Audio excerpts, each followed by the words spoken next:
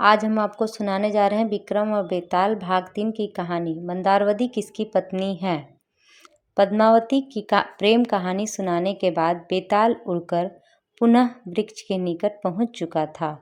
उसे खोजते हुए महाराज विक्रमादित्य पुनः उसी सिंसपा वृक्ष के नीचे पहुँचे। वहाँ चिता की मटमैली रोशनी में उनकी नज़र भूमि पर पड़े उस शव पर पड़ी जो धीरे धीरे कराह रहा था। उन्होंने शव को उठाकर कंधे पर डाला और चुपचाप उसे उठाए तेज गति से लौट पड़े।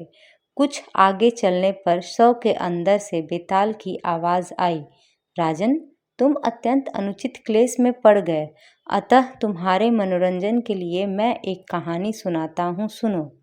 यमुना किनारे ब्रह्मस्थल नाम का एक स्थान है जो ब्राह्मणों को दान में मिला हुआ था।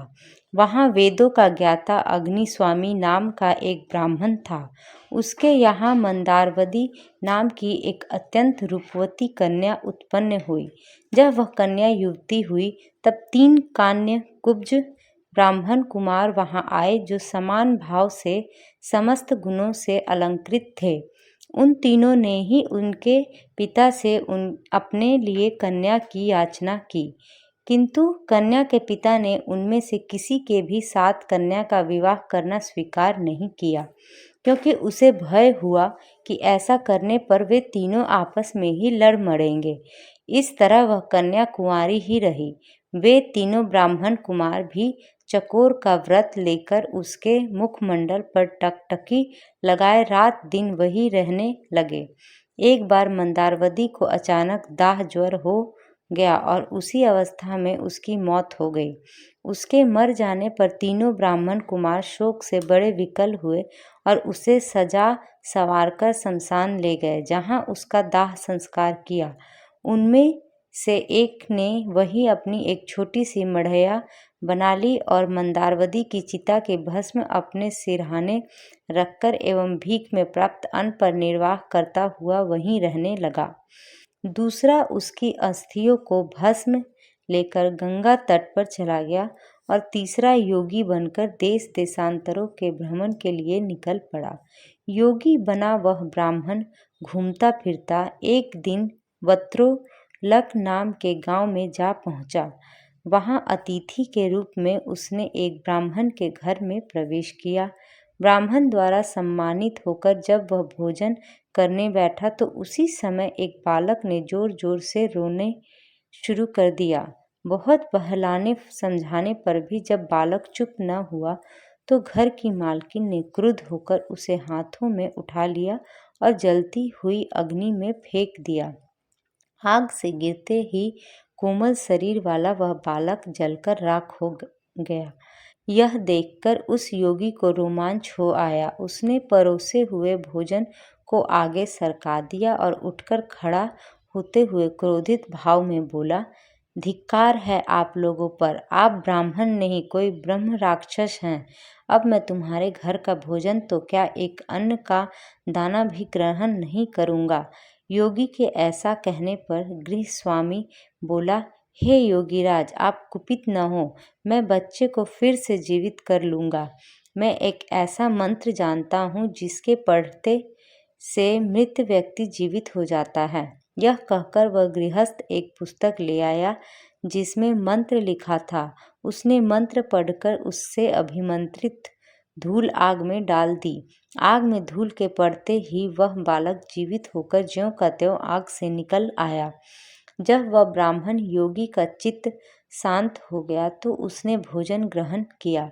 गृहस्थ ने उस पुस्तिका को बांधकर खूंटी पर टांग दिया और भोजन करके योगी के साथ वहीं सो गया। गृहपति के सो जाने के पश्चात वह योगी चुपचाप उठा और अपनी प्रिया को जीवित करने की इच्छा से उसने डरते डरते वह पुस्तक खूंटी से उतार ली और चुपचाप बाहर निकल आया। रात दिन चलता हुआ वह योगी उस जगह पहुंचा जहां उसकी प्रिया का दाह हुआ था। वहां पहुंचते ही उसने उस दूसरे ब्राह्मण को देखा जो मंदारवती की अस्थियां लेकर गंगा में डालने गया था। तब उस योगी ने उससे तथा उस पहले ब्राह्मण से, जिसने वहाँ कुटिया बना ली थी और चिता भस्म के सेज रच रखी थी, कहा कि तुम यह कुटिया यहाँ से हटा लो, जिससे मैं एक मंत्र शक्ति के द्वारा इस भस्म हुई मंदारवती को जीवित करके उठा लूँ। इस प्रकार उन्हें बहुत समझा बुझाकर उसने वह कुटिया उजाड़ डाली। तब वह योगी पुस्तक खोलकर मंत्र पढ़ने लगा। उसने धूल को अभिमंत्रित करके चिता भस्म में डाल दिया और मंदारवती उसमें से जीती जागती निकल आई।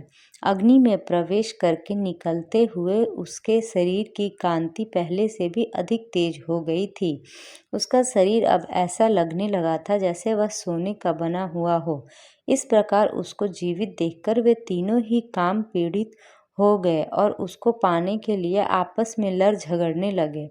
जिस योगी ने मंत्र से उसे जीवित किया था वह बोला कि वह स्त्री उसकी है, उसने उसे मंत्र तंत्र से प्राप्त किया है। दूसरे ने कहा कि तीर्थों के प्रभाव से मिली वह उसकी भार्या है। तीसरा बोला कि उसकी भस्म को रखकर अपनी तपस्या से उसने उसे जीवित किया है, अतः उस समय उसका ही अधिकार है। इतनी कहानी सुनाकर बेताल ने विक्रमादित्य से कहा, राजन, उनके इस विवाद का निर्णय करके तुम ठीक ठाक बताओ कि वह स्त्री किसकी होनी चाहिए। यदि तुम जानते हुए भी न बतला पाए तो तुम्हारा सिर फटकर अनेक टुकड़ों में बट जाएगा। बेताल द्वारा कहे हुए शब्दों को सुनकर राजा विक्रमादित्य ने कहा, हे बेताल, जिस योगी ने कष्ट उठाकर भी तंत्र मंत्र से उसे जीवित किया वह तो उसका पिता हुआ। ऐसा काम करने के कारण उसे पति नहीं होना चाहिए, और जो ब्राह्मण उसकी अस्थियां गंगा में डाल आया था उसे स्वयं को उस स्त्री का पुत्र समझना चाहिए, किंतु जो उसकी भस्म की शैया पर आलिंगन करते हुए तपस्या करता रहा और शमशान में ही बना रहा उसे ही उसका पति कहना चाहिए, क्योंकि गाढ़ी प्रीति वाले उस ब्राह्मण ने ही पति के समान आचरण किया था। तूने ठीक उत्तर दिया राजा, किंतु ऐसा करके तूने अपना मौन भंग कर दिया, इसलिए मैं चला वापस अपने स्थान पर। यह कहकर बेताल उसके कंधे से उतरकर लोप हो गया। राजा ने भिक्षु के पास ले जाने के लिए उसे फिर से पाने के लिए कमर कसी, क्योंकि धीर वृत्ति वाले लोग प्राण देकर भी अपने दिए हुए वचन की रक्षा करते हैं। तब राजा फिर से उसी स्थान की ओर लौट पड़ा जहाँ से वह स्वयं को उतार कर लाया था। राजा विक्रमादित्य बेताल को लाने के लिए पुनः सिंसपा वृक्ष के नीचे पहुँच गया।